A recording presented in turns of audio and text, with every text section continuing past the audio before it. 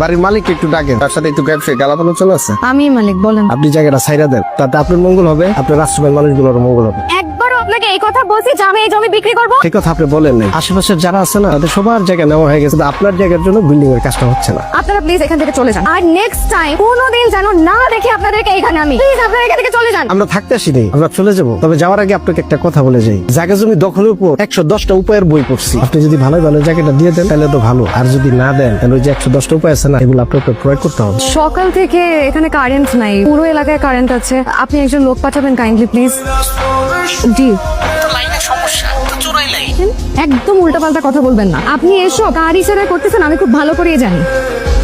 আপনার অনেক ভালোভাবে বুঝে আসছিলাম, আপনি জিনিসটা বুঝেন নাই। মাত্র তো কারেন্ট গেছে, কিছুদিন পর কারেন্টের মতো বাড়িটাও যাইব। ভালোই ভালোই কইতাছি বাড়িটা ছেড়ে দেন, আপনার মঙ্গল হইব। না হলে সামনে কিন্তু অনেক বড় ক্ষতি অপেক্ষা করতেছে আপনার জন্য।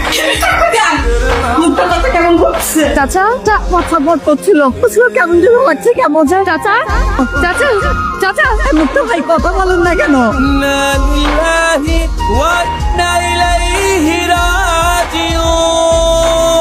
আপনি কি নিজের পরিবর্তন ছাড়া কিছু চিন্তা করতে পারেন না? এতগুলো অসহায় মানুষ আশ্রম ছেড়ে দিলে কোথায় যাবে? মহাজননী, এইগুলা নিয়ে তুমি একদম ভেবো না। ওদের সমস্ত ব্যবস্থা হয়ে যাবে। কি ব্যবস্থা করবেন আপনি? ওদের কারো পরিবার নেই, আপনি কি ওদের পরিবার হবেন? আপনি কি ব্যবস্থা করবেন? জায়গায় জায়গায় ওদের থাকার ব্যবস্থা করে দিবেন? সেটাও যদি করেন কতদিন করবেন? উদ্দেশ্য হাসিল হওয়া পর্যন্ত, তারপর তো ঠিক এই ছুড়ে ফেলে দিবেন। আমি একজন ব্যবসায়ী মানুষ, আমার কেউ শত্রু না। এত টাকা নিয়ে আপনি কি কবরে যাবেন? আমি যতদিন বেঁচে আছি আমার আশ্রমের কিছু হতে দেব না। দয়া করে আপনি আর আপনার লোক আমি যেন আমার আশ্রমের আশেপাশে আর কোনোদিন না দেখি। এনি কে? আমার ছেলে রেহান চৌধুরী।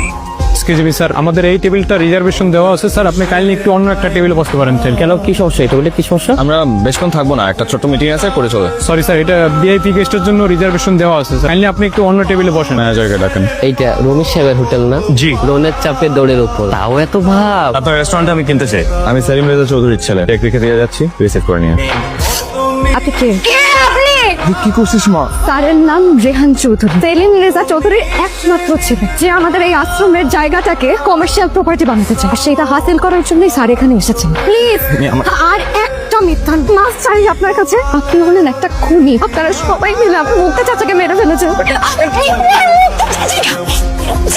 আপনি তো টাকার জন্য মানুষ খুন করতে পারেন, এতগুলো মানুষের সামনে মিথ্যা অভিনয় করলেন একটা প্রপার্টির জন্য। এই মানুষগুলোকে দেখেন, এই মানুষগুলোকে দেখেন, একটা বড় আপনার বুক কাঁপলো না? উপরে যে কি জবাব দেবেন? আপনি আসলে খুনি না, আপনি হলেন একটা জানোয়ার। আপনি আমার আশ্রম থেকে বেরিয়ে, আপনার মুখ আমি আর কোনোদিন দেখতে চাই না। বেরিয়ে যান আমার আশ্রম থেকে।